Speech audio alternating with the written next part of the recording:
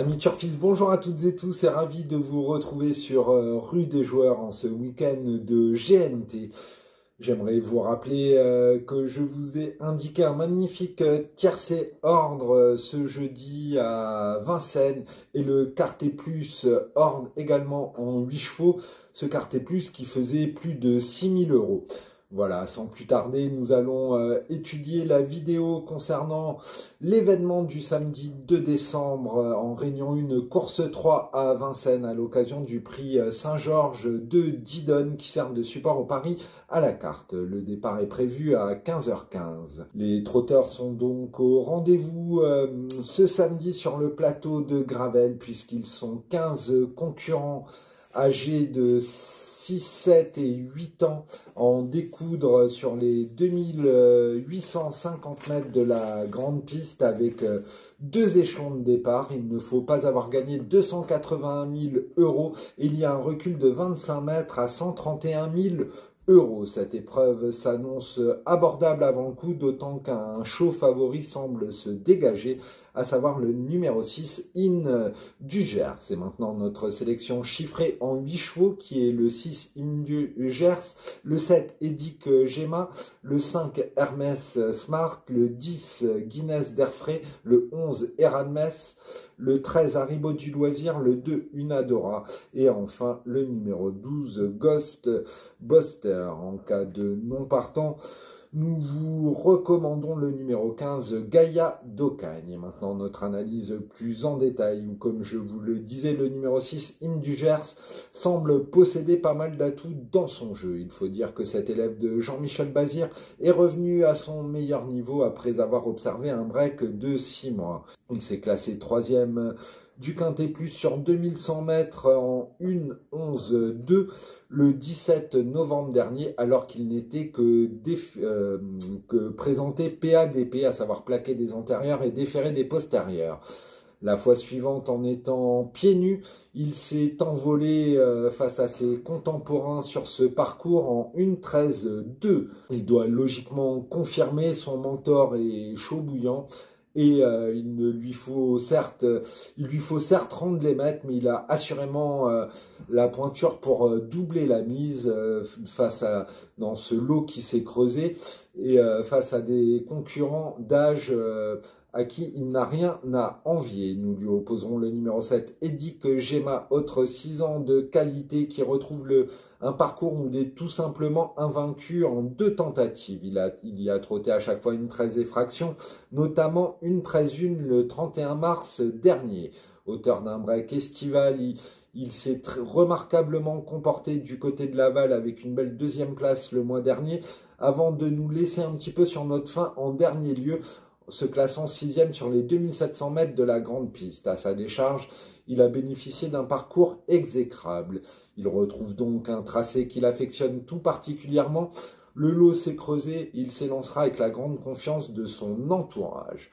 Ensuite, j'ai retenu le numéro 5, Hermès Smart, qui dépend de l'entraînement euphorique de Yannick Henry. Il vient de laisser une très belle impression lors de son succès bordelais du 15 novembre dernier. Il a peu d'expérience corde à gauche, mais cela n'inquiète pas son mentor outre mesure. Il est annoncé plaquer des antérieurs et déférer des postérieurs pour cet engagement idéal à la limite du recul, et il est confié à Mathieu Abrivard. Il aura donc des supporters. Ensuite, j'ai retenu le numéro 10, Guinness d'Airfray, qui est l'une des 2 atouts de Clément Thomas. Elle dispose désormais de 2 courses de rentrée dans les jambes après plus de 5 mois d'absence et retrouve le tracé de son dernier succès. Elle sera cette fois déférée des antérieurs et associée à David Thomas. Elle excelle sur la grande piste et sera logiquement envisagée pour les accessites. De son côté, le numéro 11, Eranmes, son compagnon de boxe à Guinness d'Airfray, est un 6 ans très dur à l'effort qui revient du trot monté où cela s'est mal passé. En dernier lieu, il n'a pas fait sa valeur.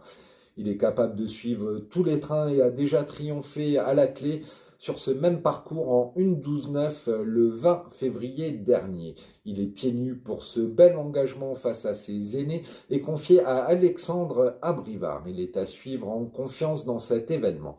Ensuite, le numéro 13, Haribo du Loisir, est un élégant fils de Rodrigo Jet, qui possède des titres sur les tracés de tenue de la grande piste, notamment un succès dans le prix du Perreux, un groupe 3 où il s'était imposé en 1:12,4 sur la distance classique l'an passé.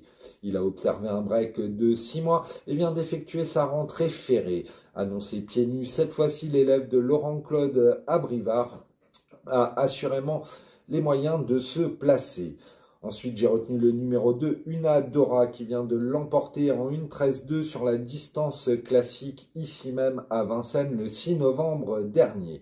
Elle était pieds nus ce jour-là, ce qui sera à nouveau le cas.